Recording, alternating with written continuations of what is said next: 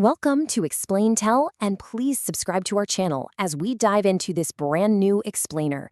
Today, we are looking at one of the most staggering feats of human survival and engineering on the planet. We're talking about Saudi Arabia's unimaginably massive artificial water megaproject. This is a story about defying the harsh realities of geography and climate through sheer industrial willpower. So, let's jump right in. Imagine a nation almost entirely swallowed by sand. Saudi Arabia is sitting on an astonishing 40 trillion liters of oil beneath its soil. That is immense wealth. But there's a deadly catch here: almost zero natural rainfall. When you're dealing with summer temperatures that easily blow past 45 degrees Celsius, well, oil can't exactly quench your thirst.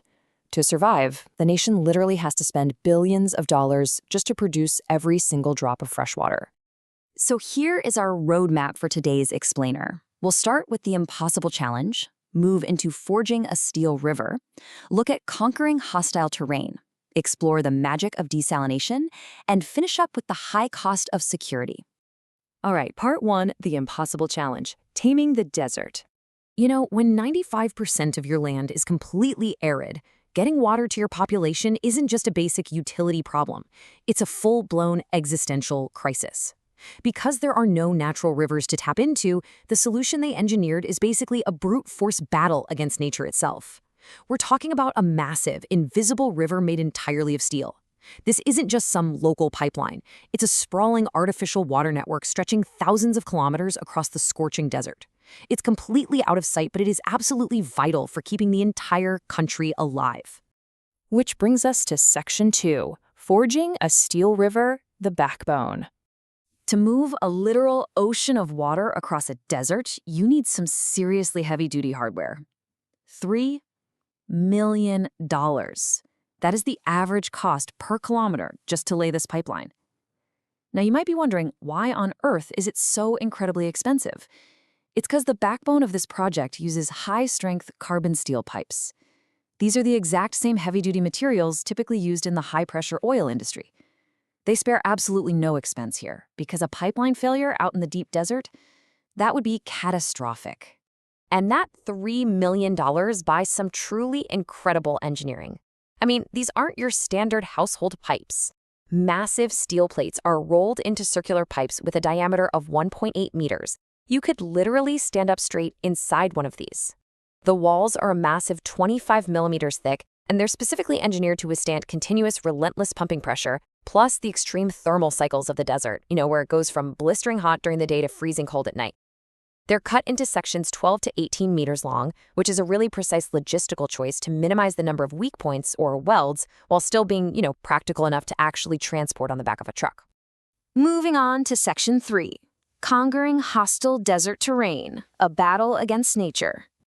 So, having the pipes is one thing, but actually putting them in the ground, that is a literal war against the elements. The really crazy part is how they orchestrate this whole assembly line out in the middle of nowhere. It happens in 3 relentless steps. First up, engineering teams use precise GPS and terrain data to find a stable path, dodging weak, shifting sand zones. Second, when they hit rugged mountain areas where mechanical digging is just impossible, they use brute force, explosive blasting to carve trenches right into the solid rock. Finally, specialized teams use automated welding to fuse the pipes together, knocking out up to 150 welds a day. And get this, every single weld gets an ultrasonic inspection to ensure 0 defects. The scale of this operation is just mind-blowing. It's essentially a mobile factory. A construction corridor 40 meters wide literally carves its way across the desert at a mechanized, relentless pace of 1.5 kilometers every single day. They are quite literally marching a steel river across the sand, day by day, centimeter by centimeter. Let's look at Section 4, The Magic of Desalination, the Alchemist's Art. Because, let's be real, a giant steel river is pretty useless if you don't have fresh water to put inside it. So let's look at the chemical engineering that makes this all possible at their giant Red Sea plants, which process an unbelievable 7 million liters of seawater daily. Let's follow the journey of a single drop of water from the ocean to a state where it's ready for 37 million thirsty people. There are 4 primary stages here: intake, filtration, reverse osmosis, and finally, remineralization. It all starts at the intake. Powerful offshore pumps pull the seawater in, and right off the bat, they have to use massive screens just to block out all the local marine life. I mean, nobody wants giant crabs or jellyfish clogging up a multi-billion-dollar system. Once the water is safely inside, it goes through intense filtration. We are talking about pushing water through layers of sand and specialized cartridge filters to strip out particles as tiny as 1/10 the thickness of a human hair. Now, the third step, reverse osmosis, or RO. This is the absolute magic stage. This is where the actual desalination happens. By forcing the pre-filtered seawater through an ultra-fine membrane, the system physically separates the water molecules from the salt and impurities. The salt stays behind, and boom, fresh water pushes through. But to make that magic happen, you need intense pressure, 60 bar to be exact. To put that into perspective for you, high-powered centrifugal pumps must apply 60 times normal atmospheric pressure just to shove the water through those membranes. It takes a massive amount of energy to create that much force. The really surprising final step of this whole chemical process is that after surviving 60 bar pressure and those ultra-fine membranes, the water is, well, actually, it's almost too pure. It has been stripped of absolutely everything. So the plant has to artificially add essential minerals like calcium and magnesium back into the ultra-pure water. This remineralization ensures the water is healthy, provides vital nutrients, and actually tastes natural before it ever gets pumped into the Steel River for the population. And that brings us to our final part, Section 5, the high cost of security, investing in survival. We've seen the physical pipeline and the chemical wizardry, right? But let's talk about the economic reality of maintaining this engineered river. In places like the United States, producing a cubic meter of water might cost just a few cents, but producing and transporting this river of steel water in Saudi Arabia costs approximately $5 per cubic meter. $5.